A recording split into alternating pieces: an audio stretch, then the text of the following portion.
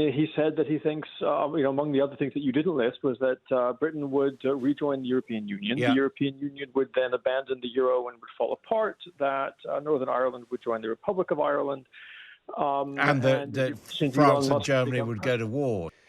Well, to be honest, I think most people who've been, following Russian politics, and even a lot of people in Russia, would struggle to see Medvedev as serious of late. He's made a bit of reputation for himself, making these sorts of outlandish remarks, throwing, rhetorical firebombs, both internally and externally. I think he's doing it really for a couple of reasons.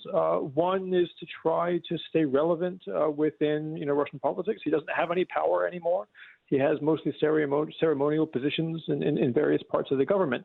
And so he needs to keep himself in the conversation, which obviously he's done with these sorts of predictions, if you can call them that. It's maybe kind of an anti-utopian wish list.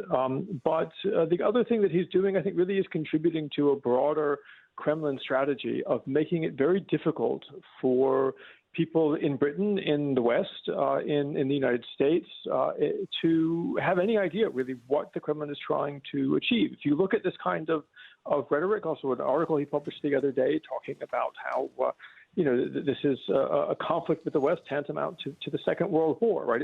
There's no room for thinking about any kind of strategic engagement, any kind of calculation of what Russia might be up to, what they might be willing to negotiate about, how far they may or may not be willing to press this conflict. And so it makes it very difficult for Russia's adversaries to strategize.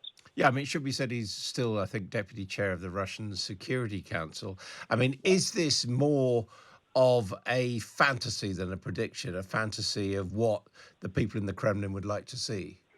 Well, you tell me, right? He said that he thinks, among the other things that you didn't list was that Britain would rejoin the European Union. Yeah. The European Union would then abandon the euro and would fall apart, that Northern Ireland would join the Republic of Ireland.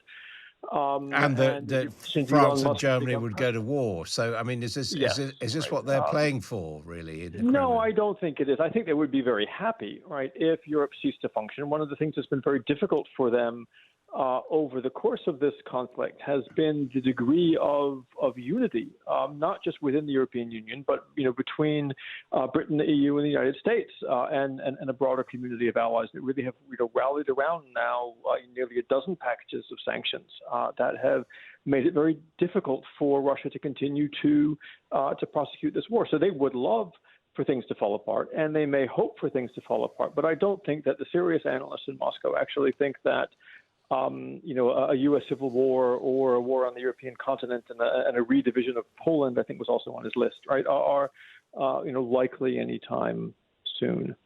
Now, Elon Musk actually pointed out this list of predictions and praised it on his Twitter feed. How worried should we be by that? Both men at this point are given to a degree of absurdity. I think Musk did say that he thought it was rather absurd that he would become president of the United States. But I think, with his difficulties he's having both at Twitter and Tesla, I wouldn't worry about that too much. There is a genuine issue, which is that in trying to rebuild the audience for Twitter, Musk has been a little too happy to allow the sorts of sort of Russian-affiliated and Russian-friendly trolls and bot networks back on the site just to increase volume. But I'm not quite ready to say that he's in leagues with Mr. Medvedev to try to create a new world order. But perhaps there's a sort of more fool us element about this. Donald Trump, after all, got away saying extreme things on Twitter, was elected president. We've got Medvedev, he's been president. We've got Elon Musk, the richest man in the world. However fantastical and ridiculous we may see it, are they actually recasting what's happening to millions of people?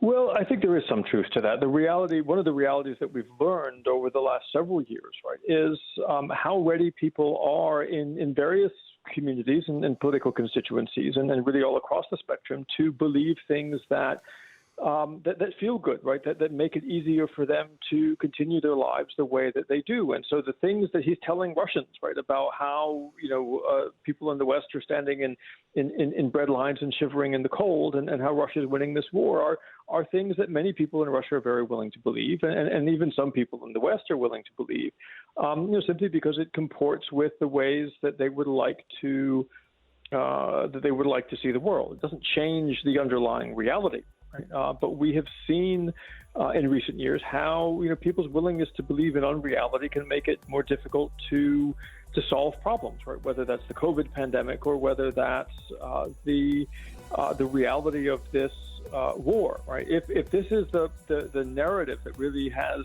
purchase in Moscow and large parts of Russia, and I think that it does, right? It's difficult to see how we're ever going to see a negotiated solution to this conflict. Samuel Green, thank you very much indeed.